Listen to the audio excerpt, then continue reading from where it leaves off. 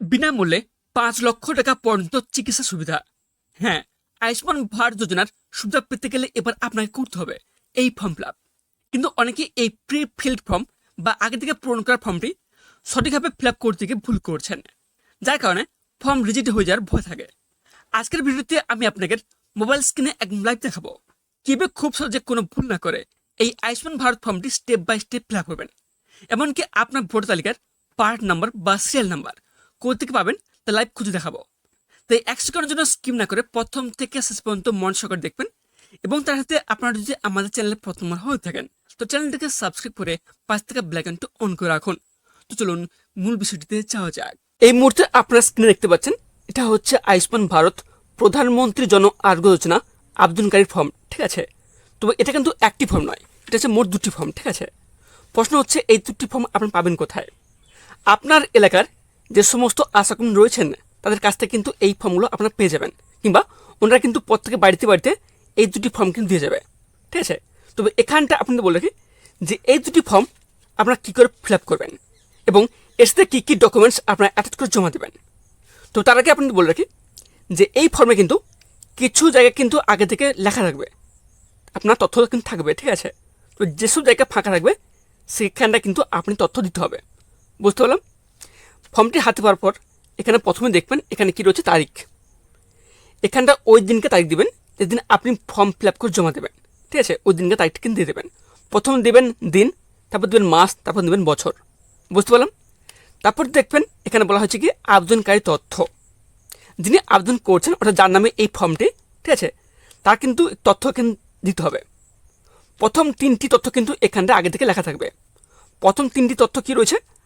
আবেদনকারীর আধার নাম্বার, আবেদনকারীর নাম, রেশন কার্ড নাম্বার। অর্থাৎ যিনি আবেদন করছেন এটা হচ্ছে হরিদাস, ঠিক আছে। হরিদাসের এখানে আধার নাম্বার এবং রেশন কার্ড নাম্বারও এখানটা লেখা থাকবে, বুঝতে পারলাম। তারপর দেখবেন নেক্সট কি রয়েছে রেশন কার্ডের বিভাগ। যিনি আবেদন করছেন হরিদাস, তার রেশন কার্ড কী ক্যাটাগরি।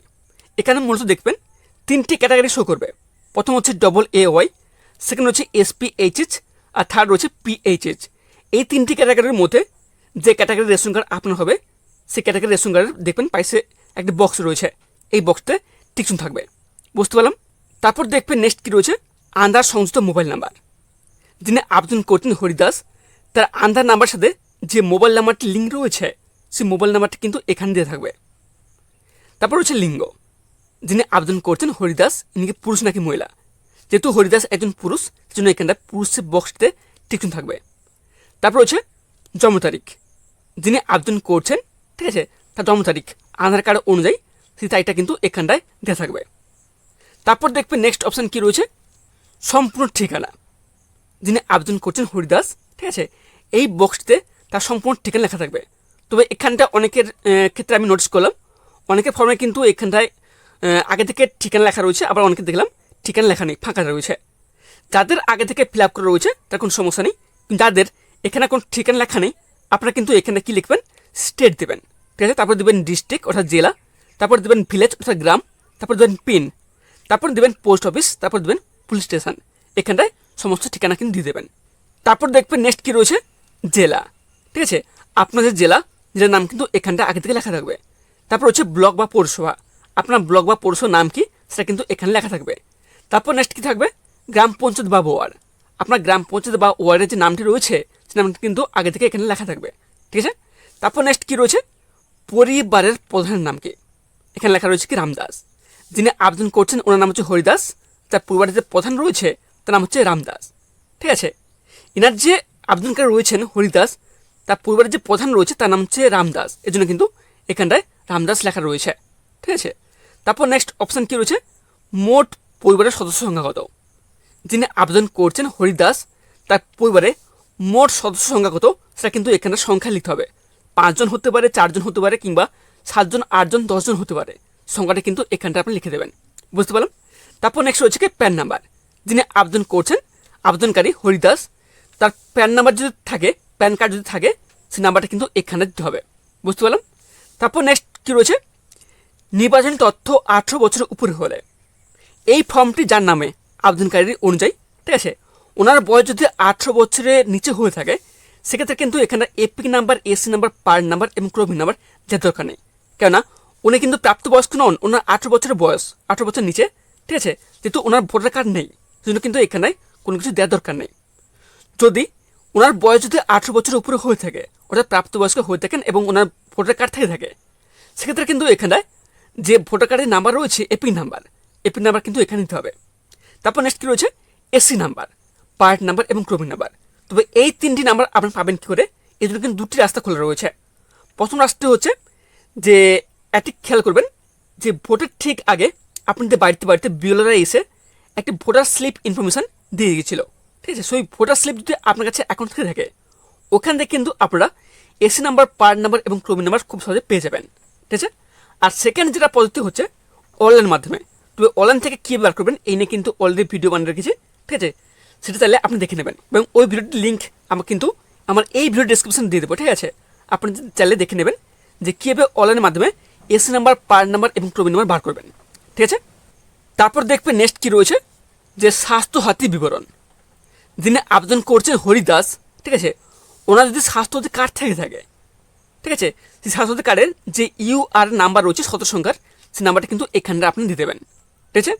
আর যদি যিনি আবেদন করছেন হরিদাস, ওনার যদি স্বাস্থ্যসাথী কার্ড না থেকে থাকে, সেক্ষেত্রে আপনারা এখানে কোনো কিছু দেবেন না, ফাঁকা রাখবেন। তবে এখানে বলে রাখি, যদি আপনার স্বাস্থ্যসাথী কার্ড আছে কিনা যদি আপনি না জেনে থাকেন, সেক্ষেত্রে আপনারা চেক করতে পারেন। তো তার জন্য কিন্তু একটি উপায় রয়েছে অনলাইন মাধ্যম, ঠিক আছে। আপনার মোবাইল দিয়েও খুব সহজে আপনারা চেক করতে পারবেন যে আপনার নামে কোনো প্রকার স্বাস্থ্যসাথী কার্ড আছে কিনা, ঠিক আছে। তবে সেটা অনলাইনে কী বার করবেন এই নিয়ে কিন্তু অলরেডি ভিডিও বানানো রয়েছে, সেই ভিডিওর লিঙ্ক কিন্তু আমার এই ভিডিও ডেসক্রিপশন বক্সে দিয়ে দেবো, ঠিক আছে। আপনি চাইলে দেখে নেবেন যে কী বার করতে হয়। তারপর দেখবেন নেক্সট কী রয়েছে, যে রিসিপ্ট। এখানটা আধার নাম্বার, আবেদনকারীর নাম, রেশন কার্ড নাম্বার, লিঙ্গ, জন্ম তারিখ, ঠিক আছে, এখানে কিন্তু লেখা থাকবে, বুঝতে পারলাম।